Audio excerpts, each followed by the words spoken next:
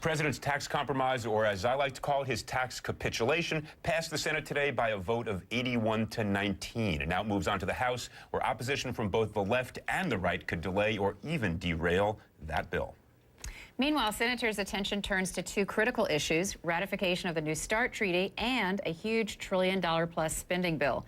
Conservative Senator Jim DeMint, looking to run out the clock on the lame duck session, has asked that both bills be read aloud on the floor. I want to listen to that. That's thousands of pages, read for dozens of hours, while any Senate business is frozen. Most boring story time ever. Yeah, that one, well, even C-SPAN watchers aren't going to continue to keep their TVs on for that. Anyway, joining us in the arena to help us make sense of this nonsense, conservative activist and free market advocate Tim Phillips, president of Americans for Prosperity, and the liberal policy expert and strategist Erica Payne, president of the Agenda Project. Welcome, Erica and Tim. Tim, let me begin with you. Thanks for coming back. Look, everybody agrees, the CBO, everybody, even the Republicans, that over the next 2 years, this will add close to $1 trillion to the deficit.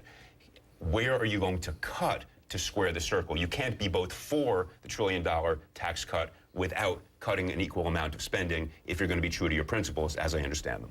There are a number of areas to cut. And I think the new House majority coming up in January is going to make some of those tough cuts. On entitlements, I think they're going to dig into that. On defense spending, which we're going to have to take a look at and make some cuts on. And on some of the other welfare and domestic programs. But you can't say after 19 months of 9% plus unemployment, now's the time to raise taxes. It's not. That's the worst stretch of unemployment since World War II, Elliot, and that's no time to be raising taxes on folks. Tim, I'll concede that tax cuts for people who make less than a certain amount certainly are stimulative. So if you're making 50 grand a year and you add a few $100s into your paycheck, you're going to go out and spend that money, and that has a good stimulative effect on the economy.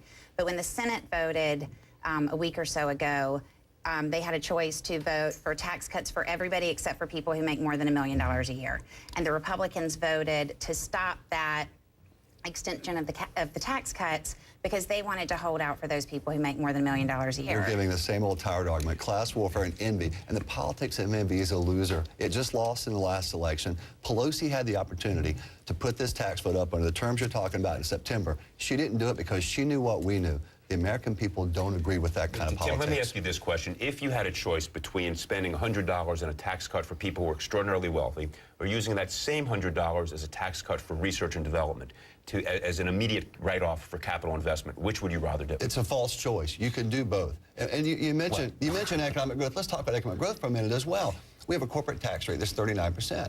The Germans and the French are beating us on that, and yet you would oppose that. I guarantee you would. So, Tim, I guarantee you that I wouldn't. I guarantee you that I wouldn't. I actually think that we can bring the corporate tax rate lower, and I think we can take out some of the loopholes, which are actually American businesses standing behind the skirts of taxpayers to try to prop up their businesses. Let me come at it from another perspective. There was a very powerful article written by Fareed Zakaria, who's our colleague here at CNN, in which he made the point that China is investing $1.5 trillion in critical sectors over the next 10 years. They are outperforming us, out-innovating us. They are going to take away our few remaining export sectors very, very quickly.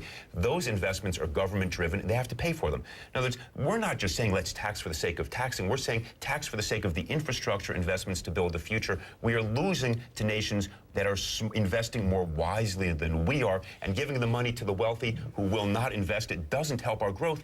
Everybody seems to agree on that. You just hit a great point. You said wisely investing. That's right. I don't trust for a moment the government to pick how best to spend $1 trillion over the private sector. Yet with stimulus one, I'm sorry, stimulus is a bad word. No one says it anymore. Forget it. I think I will say it. I don't think they're smarter than the private sector. I'm sorry, I don't. And that $1 million bucks didn't do anything. They always love to, oh, we saved jobs, as if how can you prove that? That's a joke. I mean, that trillion should better be invested in the private sector. I don't trust government to make those decisions. You want to pick winners and losers using the government. I don't think that's the right way to go. All right, can we switch gears a minute here and go to the omnibus bill, which has now been introduced in the Senate, and there's 6,000 earmarks representing an estimated $8 billion in spending, many of which come from Republican senators, and of course the Republicans are now saying, oh no, we're not going to pass this. And this is the bill that has to fund the government so it can keep running. If they don't pass it, the lights go out on the Capitol Hill. So how can Republican senators object to a bill that they floated themselves with earmarks? Two things. One, if they have earmarks that they secretly negotiated, and it looks like they did, they ought to be ashamed of themselves, and they're hypocrites. And they are. And whether it's Mitch McConnell or whoever, that's hypocritical in the extreme, and we want to call them out on it. And we oppose that because they took an earmark ban in the Senate Republican caucus that they need to stick with. So shame on them if they've done it, and we're going to call them out on it. And we are. And we're doing it here on national TV, but we're also doing it in email communication to our members. And it is hypocritical to turn around and oppose it. Now, with Jim DeMint demanding everything be read, I think he should do that. These guys have had the entire year to get this budget done. Ellen, you've run budgets like this. No, I agree. I'm just smiling. I want to see you. I wish Senator DeMint would go out there and read it in one word every minute. Good for him. This is like the old-fashioned filibuster in Mr. Smith Goes to Washington. He's actually going to sit up there. I want you to sit through and listen to it, though. Well, that's asking a bridge too far, I'm afraid. Look, I agree with you about calling out those who on day one say no more earmarks, and then day two slide them in over the transom. Shouldn't be done that way. Couldn't agree with you more. Eric, I want to ask you the hard question, though. Your piece of the Democratic Party was in a state of elation when Barack Obama was elected. Finally, the progressive voice was going to be heard. Transformation, all the excitement. What happened? I mean, suddenly we have a continuation of George Bush's policies, from Afghanistan to tax policy. What is the progressive wing of the Democratic Party going to do? Well, I mean, one thing that started happening 9 years ago was that a group of millionaires and billionaires started to build the kind of intellectual and communications infrastructure on the left that the right started building in 1964 after the Barry Goldwater election. And so what happened was y'all built Heritage, Cato, AEI, et cetera, a bunch of institutions that a bunch of Americans haven't heard of.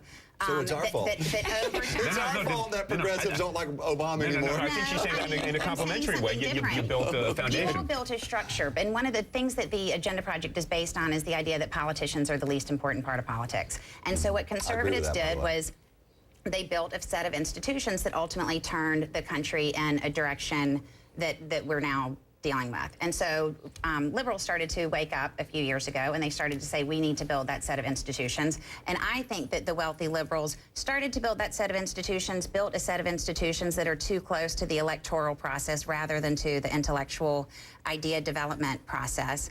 And so they got their guy in office, and they realized that politicians are the least important part of politics. And so the smart liberals will go back now and return to the work that they started 9 years ago, that they didn't finish, and that they didn't invest in the way that they should have. And hopefully they'll start to build, our version of Hoover and Heritage and all those. I will tell you this. When I look at what happened with a lot of economic groups on the free market side, they got too close to the Republican Party. And I think they were burned by that. I can tell you at Americans for Prosperity, we're not going to make that mistake. We're going to call out Republicans, and we have. We've repeatedly hit them on the earmark battle going back to 2006. And I agree with you on that. I think we need stronger institutional forces, philosophical and less party related. I mean, Tim, I'll tell you something. The Deficit Commission, I mean, this is sort of classic Washington. The Deficit Commission just came out and said, here are these things that we need to think about doing to get this in control. 2 weeks later, they're passing a budget and passing a tax cut bill that is going to add to the problem that they just set up a commission to solve. So the fact that these two things and it's not 3 months later. Yeah. It's actually, they're sitting on top of each other waiting to go into the Senate hearing room. You know what I'm saying? Okay, Erica Payne, Tim Phillips, thanks for joining us. You bet.